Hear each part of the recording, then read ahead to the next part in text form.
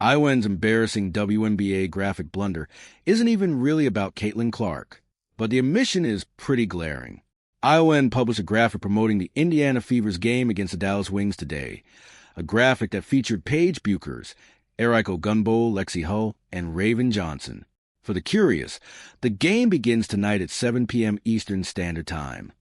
The graphic looks great, but the specific players that ION chose were pretty curious.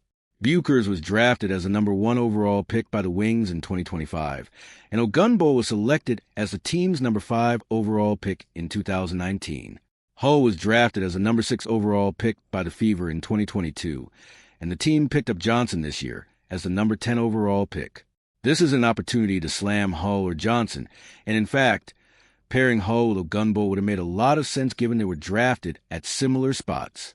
But if ION was going for a nod to the league's rivals week, it certainly doesn't make sense that they decided not to feature Aaliyah Boston, who was drafted as the number 1 overall pick by the Fever in 2023, or Caitlin Clark, who the team picked up as a number 1 pick in 2024. Kelsey Mitchell, who was drafted as a number 2 overall pick by the Fever in 2018, also would have been a great choice.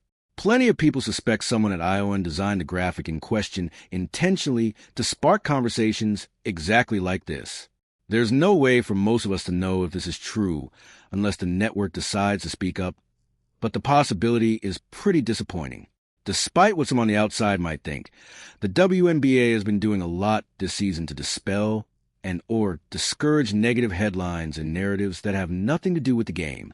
The idea that a media company the league partners with could be doing something that undermines those efforts is pretty frustrating, no matter what did or did not factor into ION's decision-making here. Those who are trying to once again make this a conversation only about Clark are also misguided, no matter how noble their intentions might be.